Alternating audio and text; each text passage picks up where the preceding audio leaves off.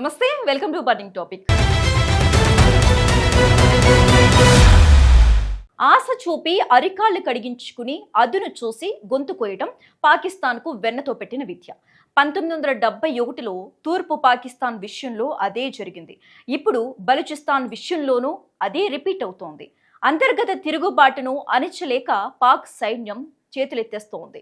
బలూచ్ గడ్డపై స్వాతంత్ర కాంక్ష ఎగిరిపడుతోంది. మరి పాకిస్తాన్ మరో ముక్క కాబోతోందా?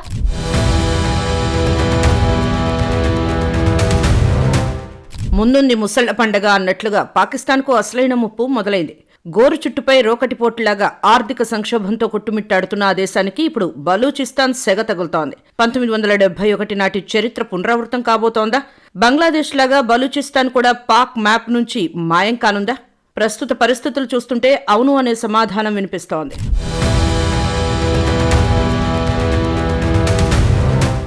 పాకిస్తాన్ పార్లమెంట్లో ఇటీవల ఒక మంత్రి నోటి నుంచి వచ్చిన మాటలు ఆ దేశంలో ప్రకంపనలు సృష్టిస్తున్నాయి. వి అండ్ దే అనే పదాన్ని ఆయన వాడటం చూస్తుంటే నాడు జుల్ఫికర్ అలీ భుట్టో బంగ్లాదేశం విడిపోయే సమయంలో వాడిన పదజాలమే గుర్తుకు వస్తోంది.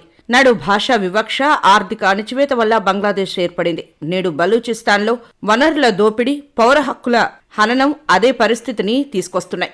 బలూచిస్తాన్ పాకిస్తాన్లో అతిపెద్ద రాష్ట్రం, కానీ అత్యంత వెనుకబడిన ప్రాంతం. ఇక్కడ ఉన్న గ్యాస్, బంగారం, రాగి నిల్వలను పాక్ ప్రభుత్వం దోచుకుంటూ స్థానికులను మాత్రం పేదరికంలో ఉంచుతోందనేది ప్రధాన ఆరోపణ. బలూచిస్తాన్ నుంచి లభించే సహజ వాయువును పంజాబ్ ప్రావిన్స్ కు తరలిస్తున్నారు. కానీ బలూచ్ ప్రజలకు కనీసం వంట గ్యాస్ కూడా దొరకడం లేదు. తమ హక్కుల కోసం పోరాడే బలూచ్ యువతను పాక్ సైన్యం నిర్బంధించి చిత్రహింసలకు గురిచేస్తోంది. వేల సంఖ్యలో యువకులు అదృశ్యం కావడం అంతర్జాతీయ స్థాయిలో చర్చనీయాంశమైంది.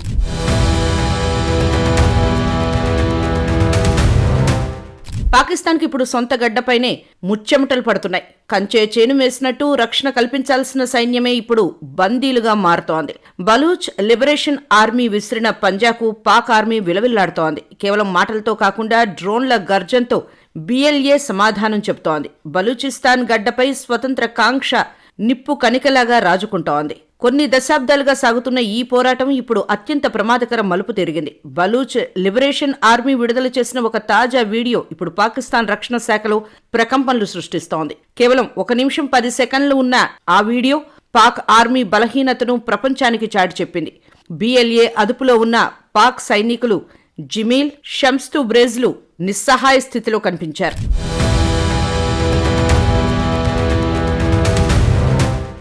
శత్రువు ఇంట్లోకి దూరి కొట్టడం అంటే ఇదేనేమో. పాక్ సైన్యాన్ని వారి స్థావరాల నుంచే కిడ్నాప్ చేసిన బిఎల్ఏ ఇప్పుడు ఇస్లామాబాద్కు డెడ్ లైన్ విధించింది. 7 రోజుల్లో మా డిమాండ్లు నెరవేర్చకపోతే ఈ సైనికుల తలలు తెగుతాయి అంటూ హెచ్చరించింది. ముందు వెనక చూసుకొనిదే ముందడుగు వేయకూడదు అన్న సామెత ఇప్పుడు పాక్ ఆర్మీకి సరిగ్గా సరిపోతుంది.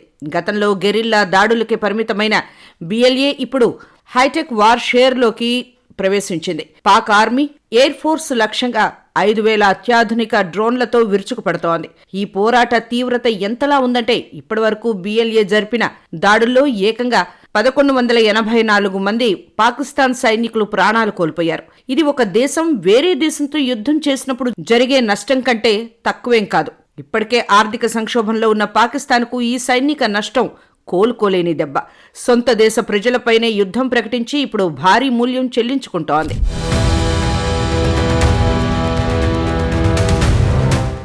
చెప్పేవి శ్రీరంగ నీతులు, చేసేవి వెధవ పనులు అన్నట్టుంది పాకిస్తాన్ తీరు. కలిసి ఉందాం, కష్టసుఖాలు పంచుకుందామని చెప్పి నమ్మించి గొంతుకోయడంలో పాక్ పాలకులకు సాటి ఎవరూ లేరు.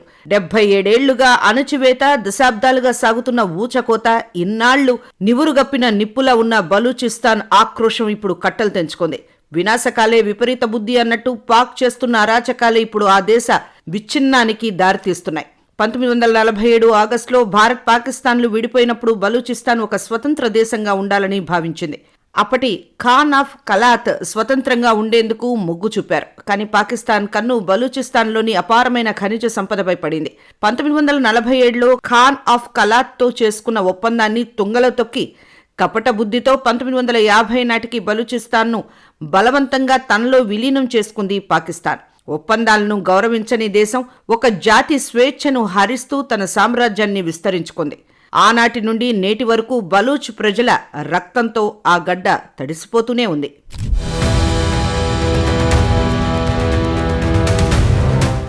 అణచివేత ఎక్కడ ఉంటుందో అక్కడ తిరుగుబాటు పుడుతుంది. 1958లో పాకిస్తాన్ నియంతృత్వానికి వ్యతిరేకంగా నవరోజ్ ఖాన్ గళమెత్తారు.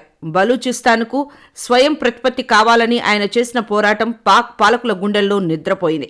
చర్చల పేరుతో పిలిచి ఖురాన్ మీద ప్రమాణం చేసి చివరకు నవరోజ్ ఖాన్ను అరెస్టు చేసి నమ్మక ద్రోహం చేసింది పాక్ ప్రభుత్వం.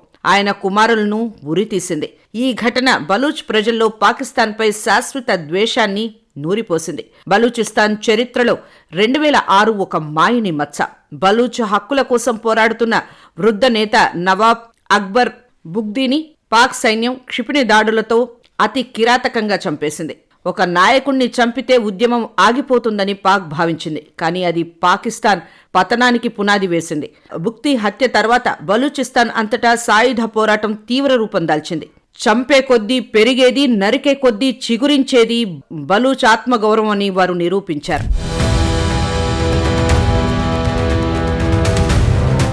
తాజాగా బలూచిస్తాన్ మాజీ ముఖ్యమంత్రి కీలక నేత అఖ్తర్ మంగల్ తన ఎంపీ పదవికి రాజీనామా చేయడం పాక్ రాజకీయాల్లో భూకంపం సృష్టించింది. 15 రోజుల క్రితం ఆయన తీసుకున్న ఈ నిర్ణయం వెనుక లోతైన ఆవేదన ఉంది.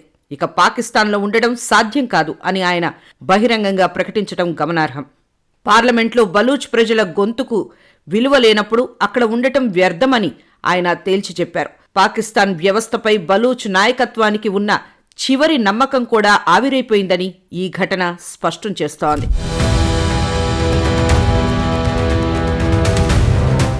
2002లో చైనా పాక్ ఆర్థిక మార్గం ప్రకటించటం బలూచ్లలో కోపాన్ని మేల్కొల్పింది. ఇప్పుడు BLA ఆపరేషన్ హెయిర్ ఆఫ్ 2.0లో భారత సరిహద్దు యాంటీ డ్రోన్ టెక్నాలజీతో దాడి చేస్తోంది. భవిష్యత్తులో పాకిస్తాన్కు తీవ్ర నష్టం జరిగే అవకాశం ఉంది. బలూచ్ నాయకులు పాకిస్తాన్ ఆక్రమణ అని పిలుస్తున్నారు. మంగల్ ప్రభుత్వ అధికారం ఏ ఇంచ్ లేకుండా పోయింది అన్నారు. ఈ ఘటనలు 1971 బంగ్లాదేశ్ సారాంశాన్ని పునరావృతం చేస్తూ పాక్కు కీలక సవాల్గా మారాయి. నాడు తూర్పు పాకిస్తాన్పై వివక్ష చూపారు. నేడు బలూచిస్తాన్పై అణచివేత కొనసాగుతోంది. నాడు ముజిబుర్ రెహమాన్ గలమెత్తారు. నేడు అఖ్తర్ మంగల్ వంటి నేతలు తిరుగుబాటు చేస్తున్నారు.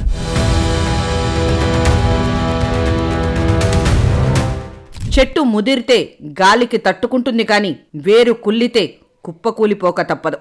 పాకిస్తాన్ ఇప్పుడు అలాంటి స్థితిలోనే ఉంది. సొంత ప్రజలపైనే తుపాకులు ఎక్కుపెట్టి పొరుగు దేశాలపై కుట్రలు చేసే పాక్కు బలూచిస్తాన్ రూపంలో గట్టి గుణపాఠం ఎదురవుతోంది. ముందుంది ముసళ్ల పండగ అన్నట్లుగా పాకిస్తాన్ మ్యాప్ నుండి బలూచిస్తాన్ మాయమయ్యే రోజులు దగ్గరలోనే ఉన్నాయని విశ్లేషకులు భావిస్తున్నారు.